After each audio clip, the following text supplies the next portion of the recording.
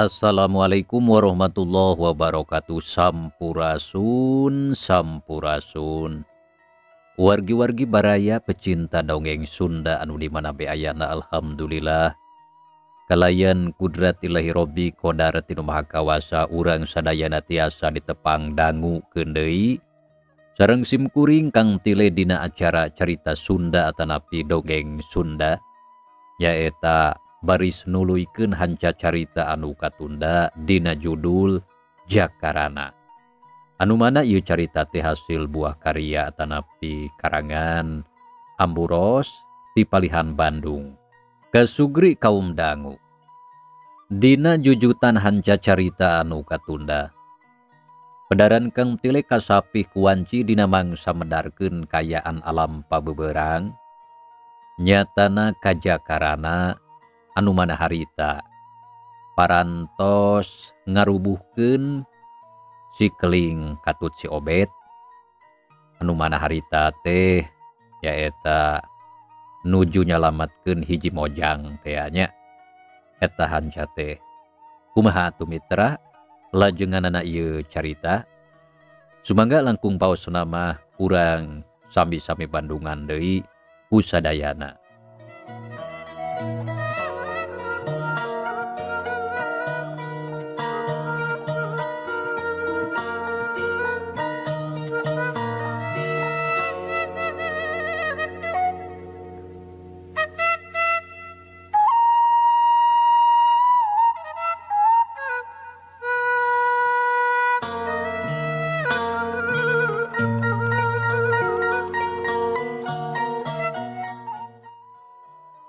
Aduh Akang, hapunten pisan abdi teh teu sadar margi bakat teuing ku Atong ngagabruk ka salira teh.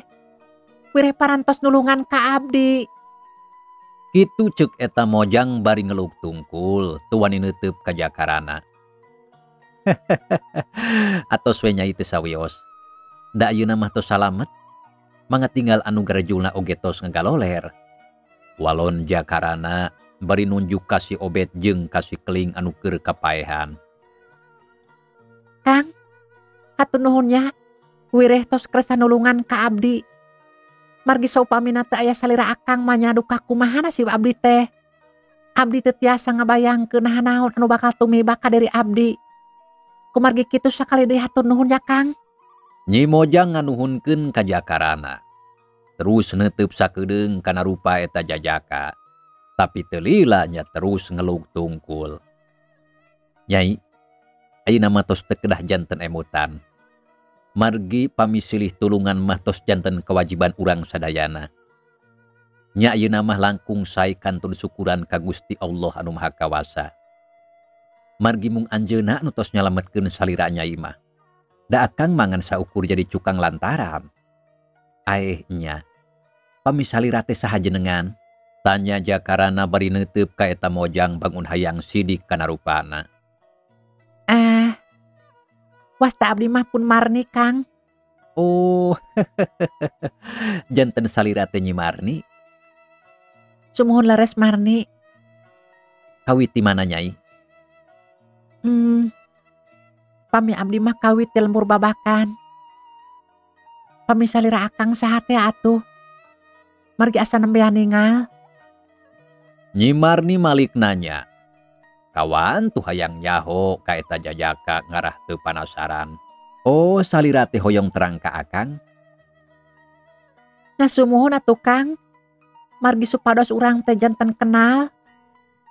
Tembal Nyi Marni ayeuna mah ngawanikeun maneh neuteub ka Jakarana.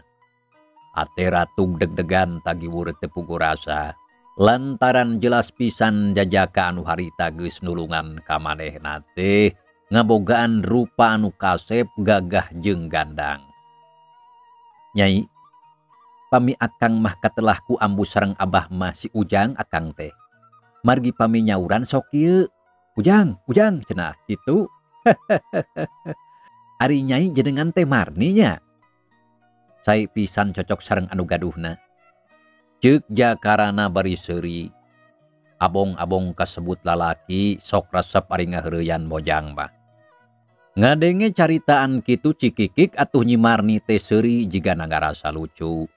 sarta tete lalamun disidikeun mah Nyi Marni teh ngabogaan rupa anu manis. Seurina estuning nyari mata kresep anu ningali, samalah teu matak bosen. Pantes pisan diarudag-udag ku si Obed jeung si Keling ge, da memang matak pikaresepeun. Oh, janten akang teh sok disebat ujangnya. Tapi satu jenengan akang anu salaresna. Margi pami ujang mah sebatan umum eta mah. Nyi Marni tumanya deui da puguh panasaran hayang nyaho kana ngaranna. Nya pami anu asli nama wasta akang teh Jakarana. Sebat bae Kang Jaka. Tos burit ieu teh. Hayu atuh urang kalembur sakantenan sareng akang. Bilih sieun mah mangga ku akang dijajabkeun dugi ka bumi. Hayu enggal bilih kapoekan di jalan. Sumuhun tos burit geuning ieu teh. Mangga atuh Kang. Tapi kumaha pami maranehna moal kunanaon? Ceuk Nyi Marni bari ngareret ka si Obed jeung ka si Keling anu can eling. Moal kunanaon Nyai? Sarengna deui sawios teu kedah diemutan. Da teu paraeh engke oge harudang deui.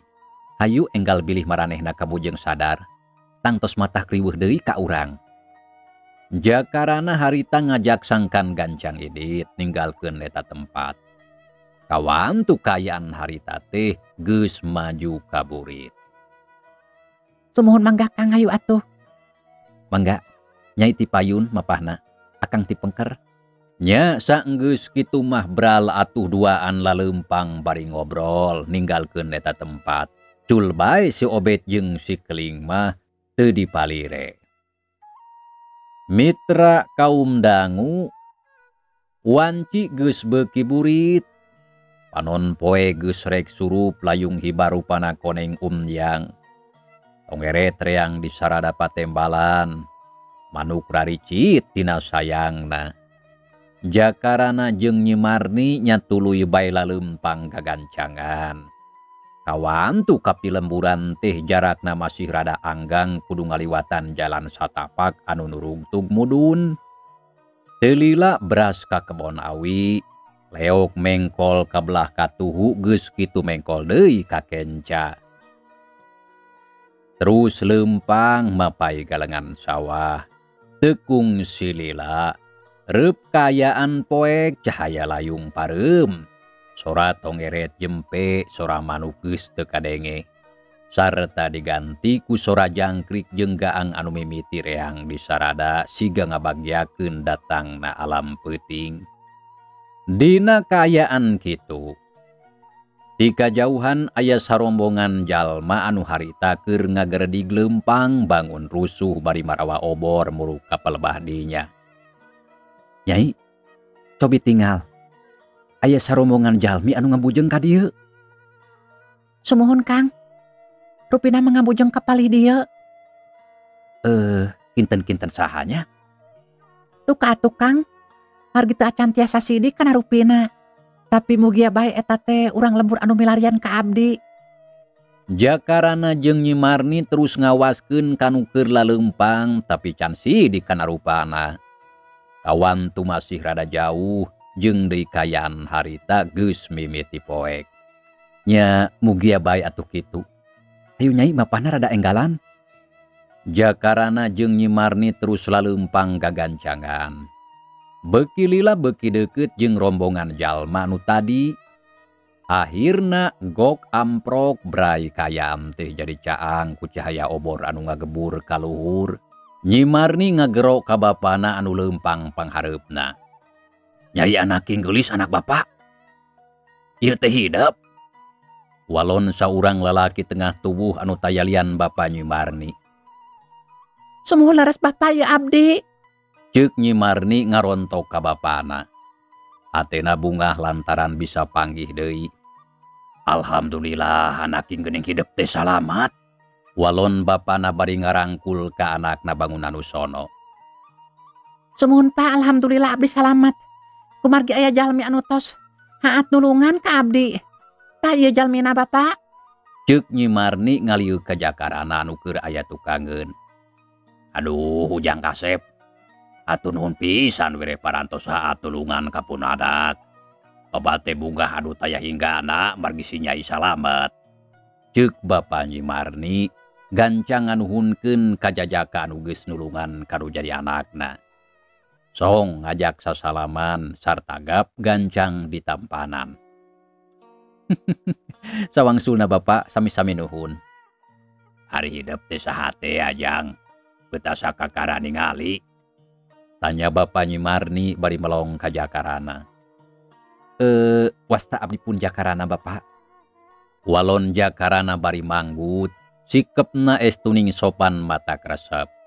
Ari anu sejen ukur naringalikeun bari rajeg narangtung di luhur galengan. Oh, ujang teh Jakarana. Lamun kitu mah hayu atuh ayeuna mah urang ka imah Bapa. Arah di ditu mah bisa ngobrol kalayan laluasa. Sumuhun mangga Bapak ngiringan. Nya geus kitu mah bral sararea laleumpang deui rek muru ka lembur. Sajajalan bari recok ngarobrol nyaritakeun kajadian tadi di lemburna. Teu kacatur di jalana urang kocapkeun bae harita geus nepi kaburuan imah Nyi Marni. Kasampak di dinya geus loba batur ngariung samalah kadenge aya sora anu keur ceurik ngahing-hing mulas melis estu mata kuatir. Anu taya lian ti indungna Nyi Marni anu keur nyeungceurikan anakna. Sarta keur pada ngupahan ku tatanggana. Ngadenge indungna keur ceurik bretek Nyi Marni lumpat kalacat ungkah ka jero imah. Breh katempo indungna keur pada ngariung panonna rami saha ku Cimata. Mak, ya abdi mak. Ceuk Nyi Marni gancang nyampeurkeun ka indungna. Ningali anakna datang puguh indung Nyi Marni ngajenghok tapi bari jeung bunga. Nyai, anaking anak mah hidup geus mulang. Walon indungna gabru ngarontok kana awak anakna. Terus digulang gaper bangun sono bari teu eureun diceungceurikan. Lantaran ngarasa sedih campur bunga. Teu nyangka bisa ngumpul ngariung deui jeung anakna sarta aya dina kaayaan salamet teu jadi mangsa pamuas nafsu si Obed jeung si Keling. Nyai, anaking geulis anak emak. Syukur hidup geus mulang sarta salamet. Boro satadina emak teh geus pondok pangharpan melangsok sieun Nyai cilaka. Ampura anaking lantaran tadi basa hidup diarudag ku dua jalma sarta terus dibarawa. Emak teh teu bisa nulungan kawantungan saukur pangawak awewe. Sajabati kitu geus kolot teu boga tanaga anu cukup. Indung Nyi Marni menta dihampura kanu jadi anakna. Ngomongna bari jeung inghak-inghakan, da puguh tadi teu bisa nulungan waktu anakna tadi beurang di barawa. Nya sawios emak teu tiasa nulungan oge. Margi abdi ngartos kana kayaan salira emak. Sajabiti kitu ayeuna abdi tos salamet teu kirang sawios-wios. Nya syukur anaking bagja teman hidup salamet. Tapi kumaha lalakona bisa leupas tina udagan maranehna. Cing sok atuh caritakeun lantaran hayang nyaho kana lalakon anu kaalaman ku hidup. Ceuk indung Nyi Marni bari ngusap Cimata. Keke heula mana. Gampang najakeun lalakona mah da Bapa oge sarua panasaran hayang nyaho nya kitu deui anu sejena. Tapi tong dipedar ayeuna lantaran pasti si Nyai teh capeun keneh. Jeung deui itu aya tamu si Ujang anu geus nulungan ka anak urang. Sok geura bagyakeun ka dinya sarta geuwat suguhan. Geus ulah ceurik ayeuna mah dagu salamet. Kitu cenah ceuk Bapa Nyi Marni anu harita geus asup ka jero imah. Saha Bapak anu geus nulungan ka anak urang teh? Itu Jang Jaka, keun geura urang seunah asup ka jero. Walon Bapa Nyi Marni nya terus kaluar deui sarta ngajak Jakarana sangkan asup ka jero imah. Saenggeus dititah sup Jakarana ka jero dibagyakeun ku indungna Nyi Marni kalayan sombea. Anu sejena nurutan sararea arasup, satuluyna gukgek dariuk ngariung katingali meni rempeg. Samalah tua kampung jeung palebe oge aya. Ari indung Nyi Marni ngaleos ka tukang gancang kuprak-keprek popolah keur nyuguhan semahna dibarantuan ku tatanggana. Ujang Kasep, Bapak teh sakula warga sejeng ngahaturkeun rebu-rebu nuhun ka salira Ujang anu parantos saat nulungan ka anak Bapak.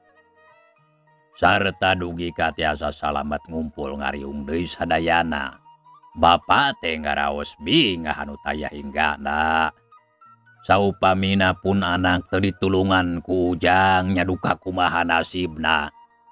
Pami kana wasta mah Bapak teh tos terang nyaeta jakarana. Margi tadi tos kenalkeun. Tapi pami kawit anu matuh lembur Banjar Karang Pamidangan nya ti mana salira teh. Sareng deui kumaha atuh lalakona. Salira Ujang dugi ka tiasa pendak sareng pun anak. Ceuk Bapa Nyi Marni gancang nanya ka semahna sabab hayang nyaho.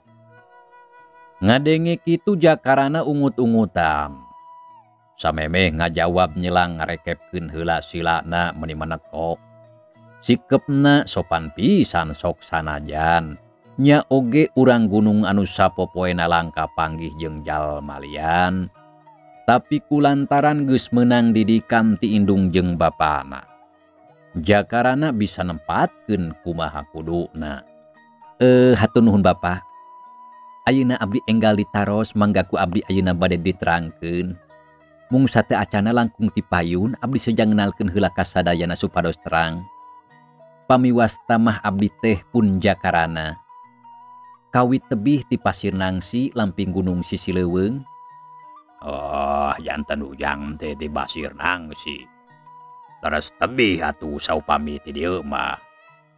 Pami salajengna kumaha dugi ka tiasa pendak sareng pun anak. Tanya Bapa Nyi Marni begat kalimah. Lantaran hayang geura nyaho kana lalakona. Sumuhun leres tadi abdi teh pendak sareng tuang putra. Pamilalakon anu salengkepna mah kieu ngawitanan teh. Barabat atuh jakarana nyaritakeun sakabeh lalakona. Timimiti panggih jeung Nyi Marni nepi ka aya kajadian tarung ngalawan dua jalma sarta lengkap disebutkeun jeung ciri-cirina anu dedeganana jarangkung gede. Barosongot budi amprotan mata gigis anu ningali. Papakeana sing sarua hideung. Dina pelebah tarangna dibengker ku kain belang siga kulit maung. Anu taya lian ti si Obed katut si Keling. Sakabehna dicaritakeun eueuh anu kaliwat. Sakur anu ngadengekeun kabeh bengong bangun kataji ku wawanen jeung pangabisa jakarana. Samalah patua kampung nya kitu deui palebe katempo meuni ungut-ungutan bakat ku pogot ngabandungan. Tah kitu lalakonna teh. Mugia kauninga ku sadayana anu hadir. Jakarana mungkas sakabeh caritana. Bari rutret kanu araya didinya. Lamun kitu Mbah Cece lah Ujang teh lain jalma sambarangan. Sabab jelas geus mampu ngalawan dua jalma anu jarahat. Nurutkeun anu ku Ujang bieu dicaritakeun, geus pasti eta dua jalma teh tayarian komplotan rampong anu katelah siluman belang. Lantaran akur jeung ciri-cirina. Ceuk palebe bari rutret kanu sejena. Sarta geus boga kayakinan. Lamun dua urang jalma anu tari tarung jeung jakarana teh anak buah rampong siluman belang. Anu keur mehjeuna kasohor sarta dipikasieun ku balarea. Saha anu dimaksud komplotan rampong siluman belang teh Bapak? Tanya jakarana bari melong ka palebe. Lantaran karek-karita ngadenge kana eta ngaran. Kawantu di Pasir Nangsi mah jarang narima beja tipi lemburan. Kan hari Ujang can apal. Apan ayeuna kayaan di pilemburan teh keur teu aman. Samalah bisa disebutkeun harengheng. Sabab ampir unggal peuting lembur teh sok diranjah ku komplotan garong anu katelah siluman belang.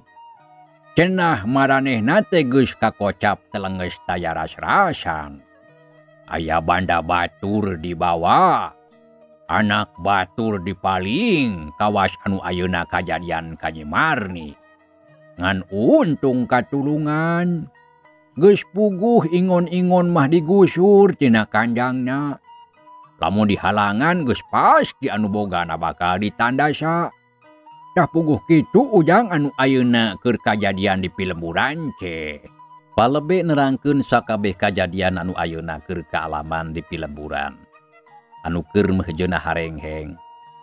Ari Jakarana olohok bengong ngadenge kitu teh mitra. Ras inget ka indung jeung bapana. Ya terus ngagrentes dina sajeroning hatena. Heuleuh geningkutan teh kitu kayaan di lembur mah. Keur meujeunna harengheng alatan komplotan rampog anu ngariweuhkeun. Paingan atuh Abah Nita Indit ngalalana pikeun neangan luang jeung pangalaman. Da memang bener kahirupan di lembur mah beda jeung di pasir.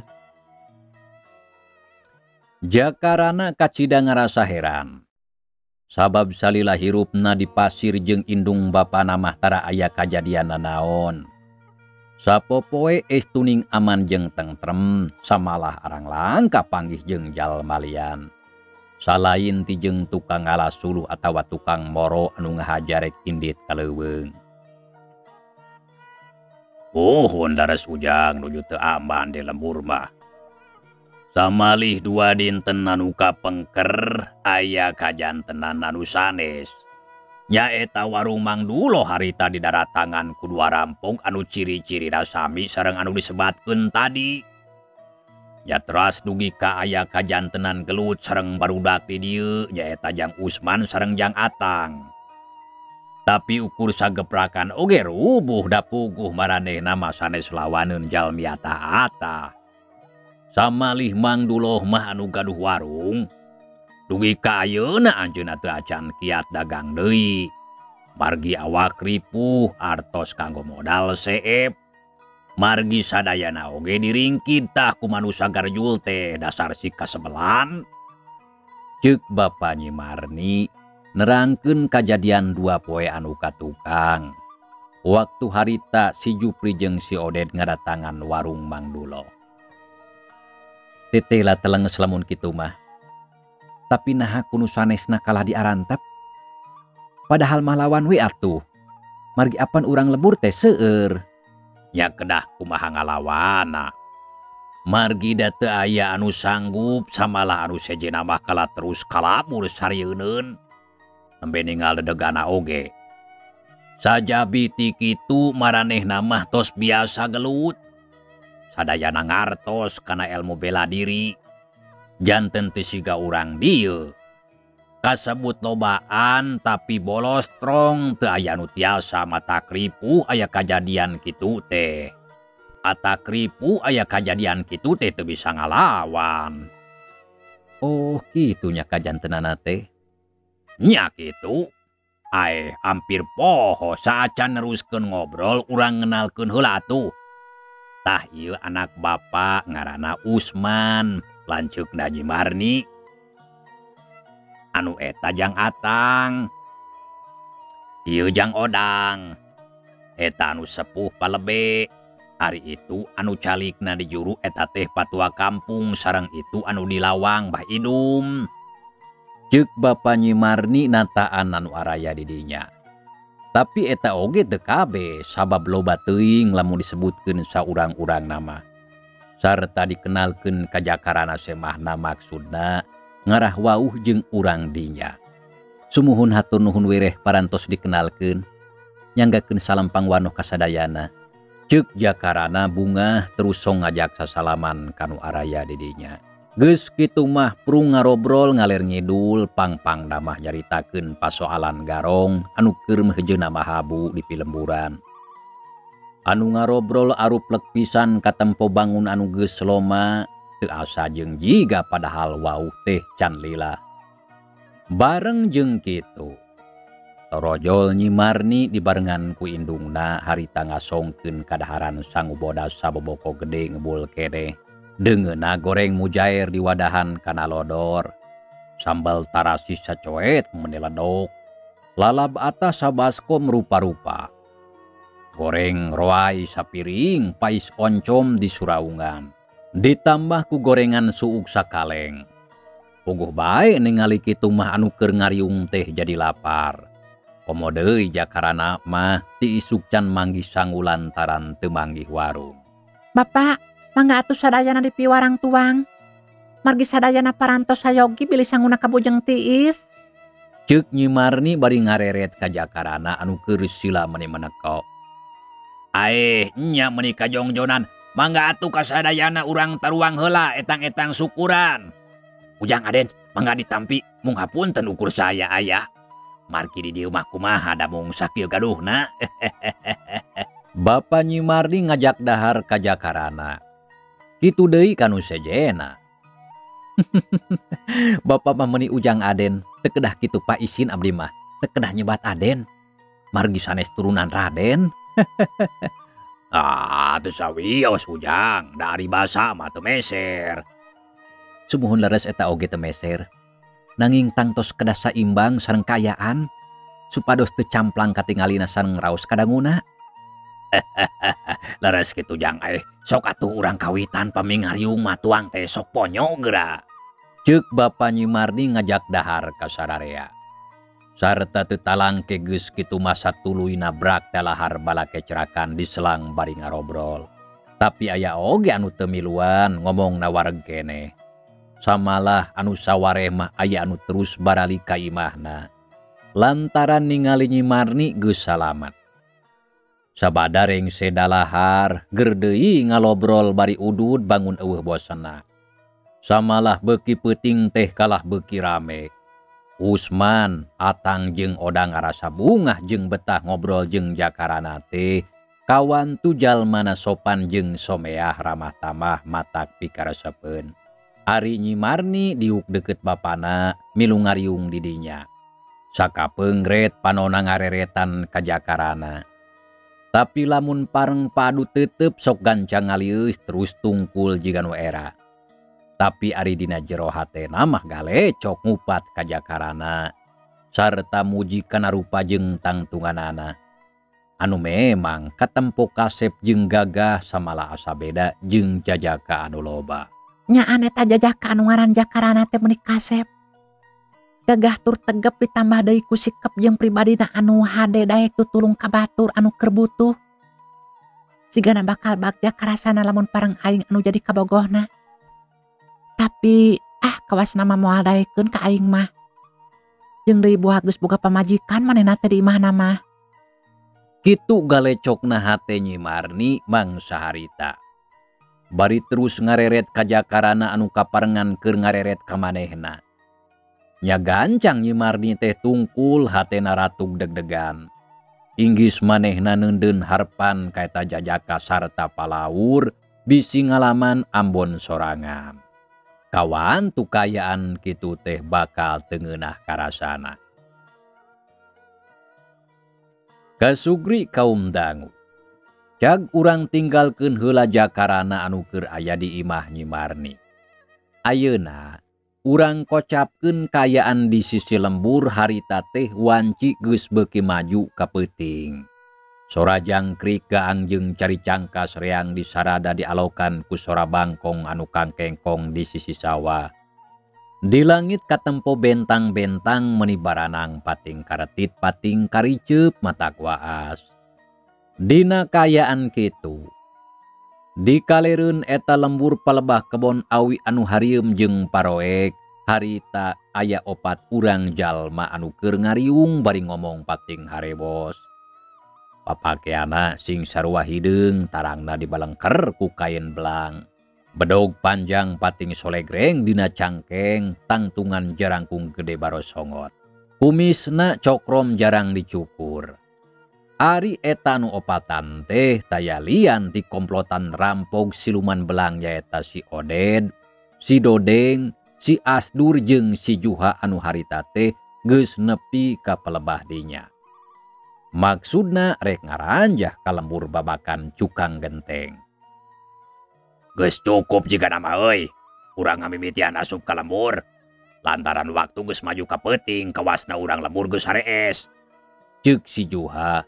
ngomong ditujukeun ka baturna. Ceuk dewek make heula sagedeung deui lamun waktu geus nincak kana tengah peuting. Lantaran bisi loba keneh anu nyararing. Sajabati kitu urang kudu hati-hati bisi kanyahoan ku ronda.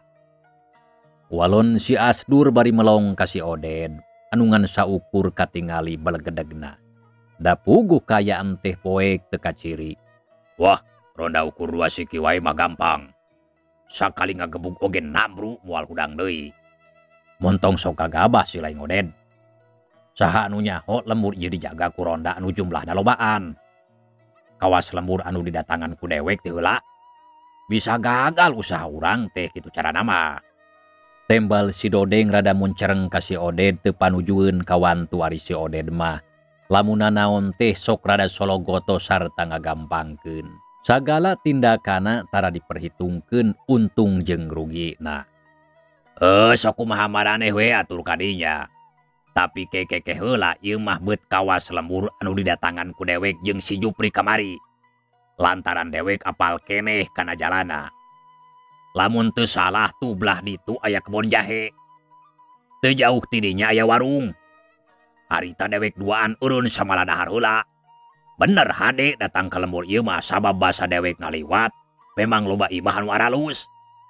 Ya alus atuh lamun kitu Ba Oded. Tangtu made geus apal kana jalana lamun kapaksa urang kudu kabur. Gampang lah. Loba jalan keur kabur mah. Mitra, cageula ieu carita urang tunda heula. Insyaallah kin urang lajengkeun deui. Hatur nuhun kana naon rupi perhatosan wilujeng kantun. Wassalamualaikum warahmatullahi wabarakatuh.